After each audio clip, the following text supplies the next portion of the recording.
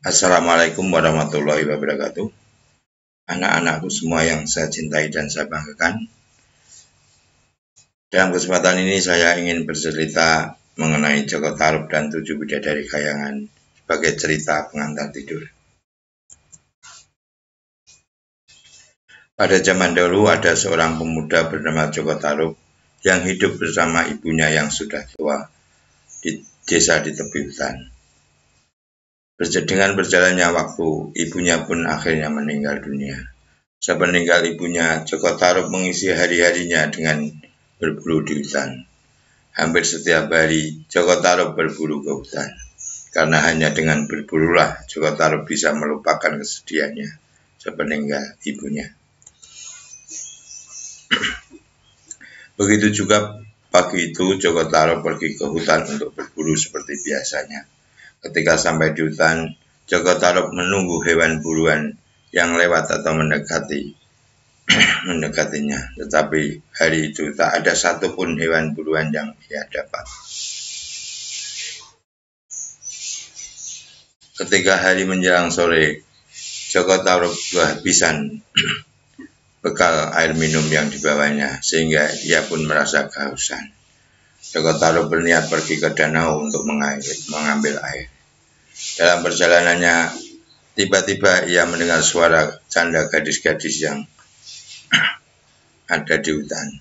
Dalam hatinya berpikir, mana mungkin ada gadis bermain di tengah hutan selebat ini. Semakin dekat dengan danau, suara canda gadis-gadis itu semakin terdengar jelas. Joko Tarub mengintip dari balik pohon besar dan terkejut ketika dia menyaksikan 7 gadis cantik sedang bermain-main dan mandi di danau Toyawening. Gadis itu semuanya berwajah cantik, dan dari percakapannya, Joko Tarub tahu dan mengira kalau 7 gadis itu adalah bidadari yang turun dari kayangan. Dalam hatinya teringat, apakah ini arti mimpiku beberapa waktu yang lalu?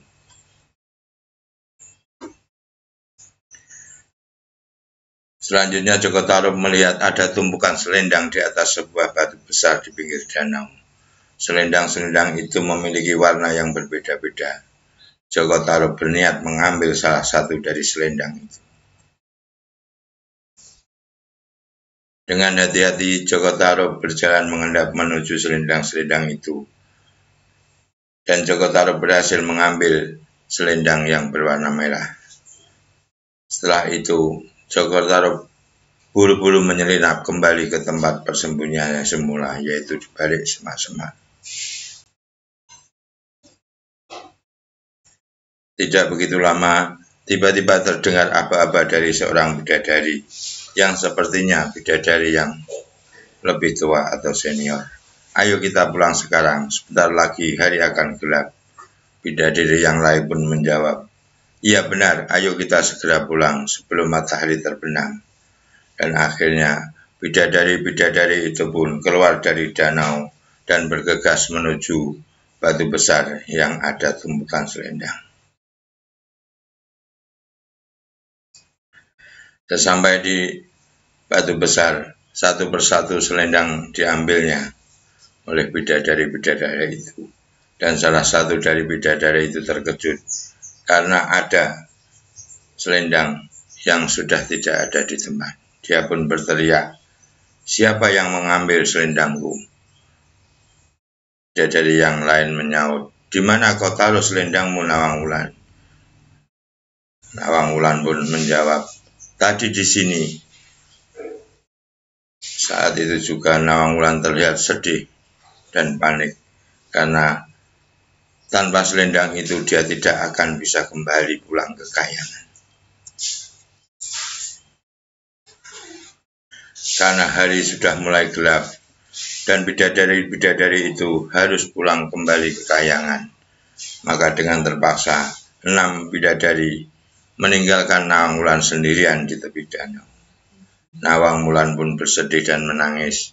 Dia hanya bisa melambaikan tangan kepada ke-6 saudaranya.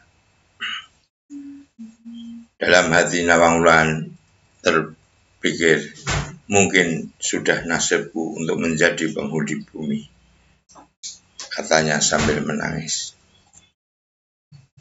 Dalam kesedihannya itu, Nawang Wulan bergumam dan mengucapkan sayembara, barang siapa bisa menolongku dari kesedihan ini, akan kujadikan saudara jika perempuan, dan jika dia laki-laki, akan kujadikan suamiku.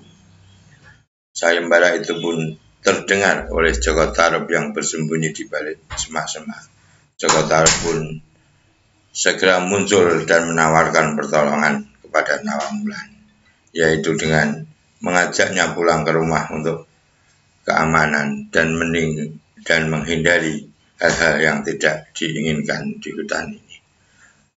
Tawaran itu diterima oleh Nawang Wulan dan akhirnya mereka berdua pulang ke rumah Joko Tarub. Beberapa hari Nawang Wulan tinggal serumah dengan Joko Tarub. Akhirnya Joko Tarub pun menikah dengan Nawang Wulan, yaitu seorang bidadari dari Kayangan. Dalam pernikahannya, mereka pun dikarunia seorang putri yang sangat cantik, yang selanjutnya diberi nama Nawangsi. Demikian cerita pengantar tidur yang bisa saya sampaikan.